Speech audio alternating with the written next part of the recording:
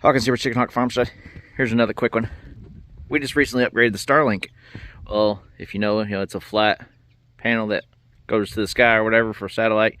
And out here where we're at, we need it because we didn't really have a better option, especially when it comes to the price, speed, and all that stuff. But anyways, I got another video about that I've either done or doing. I don't remember at this point. But anyways, there's some footage of the thing. One thing I like about it is it actually has a heater built into it to melt off the snow and ice that are on it, so that way you get better service.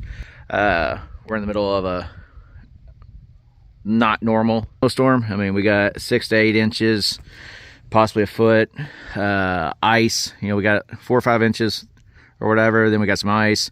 Then we got some more snow, and now it's snowing again. And if you look up there, you can see the Starlink sitting there. So a little impression there. So it still does, even with the heater, have some on there. So I mean, it can only do so much. But yeah, it was getting cold, so I came inside. So anyways, but yeah, it's been doing great. We did have AT&T fixed, and that thing on the best days we would get 30 megabytes. Now with this, during like peak time or whatever, like we might get down to 30. That's like the lowest I've ever seen, really, until the snowstorm hit.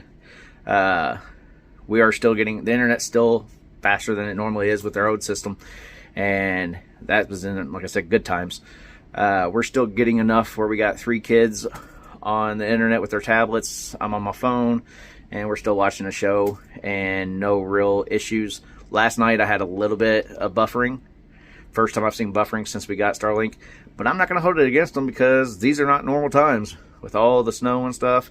Then on top of that, you got to think everybody's at home, all the kids are at home, so anyone that has it is using it and using the internet more than they would be on a Monday at 2 something.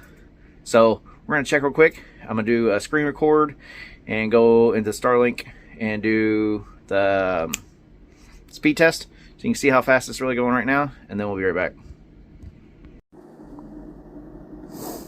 Alright, so as you can see, here's the Starlink app. It's connecting. I guess I'll have to crop out if there's anything important here. I don't know if there is. Disconnected. Oh, I guess I should connect to the Wi-Fi. Alright, let's try that. Check this out again. Alright, speed test.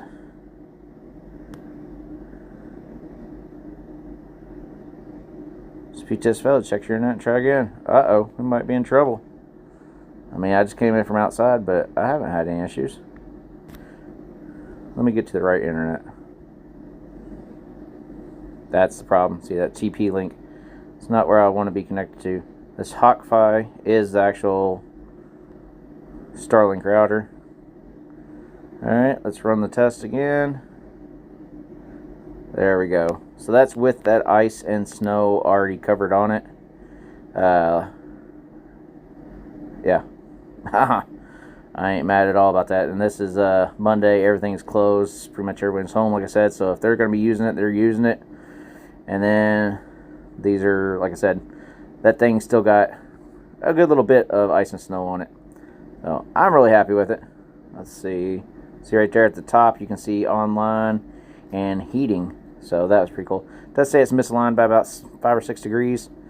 That's something I still need to work. Just get up there again with the ladder. I definitely ain't doing it right now, though.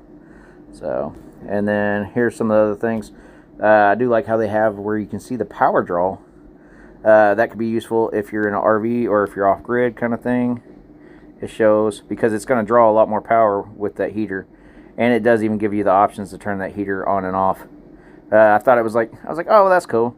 But then, hey, we've only had it about a month or so, and we're using that. So, yeah, I really like that, because that is one thing with some of the other ones. Granted, with our other internet stuff, it's not pointing up, but it's still the same kind of thing, and it gets coated in ice, and it would do just as bad. So, alright, well, that's it. Let me get back to that. Okay, so there's another speed test. So once it's kind of made connection, you get a little bit better.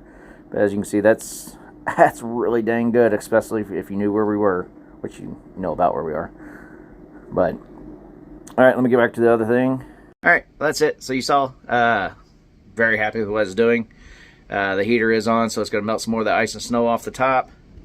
But even with a little bit on there, or what's on there, it's still working pretty dang good. So Like I said, that's through the clouds because it's still actively snowing and all that right now. I've had a lot of good success for this so far.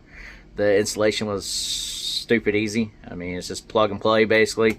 Hit some buttons, it goes through it all. You know, it was nothing complicated. And then with the new router they got, I like using my own router because I like keeping stuff on my own network. Plus, you know, we just got rid of the AT&T and went to this. So the few things that were still in the AT&T router, I've had to switch everything over. But now that, everything on my router, all I did, there's 2 ports in the back of here. I plugged that router right into there. We got another router out in the garage. So there's 2 ports on the back here, the RJ45, like Ethernet ports.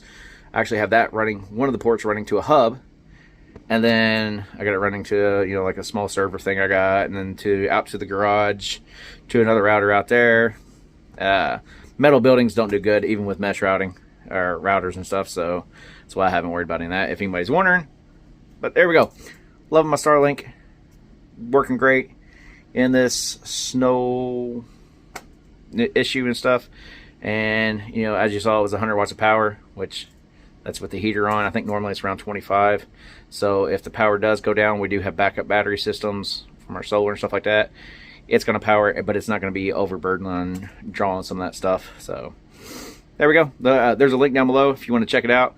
They say you get a free month. I get a free month. So I wouldn't be disappointed if you're thinking about it. Sign up. I wish I had known about that. So someone I knew with Starlink, I would have clicked that and got them a free month. You know who I'm talking to if you watch this video. Anyways, like, share, and subscribe. Have a good one. I'm going to be doing more tests and more reviews on this. Is there anything you want to know about the capability or any of the issues or things like that? Let me know below. Later.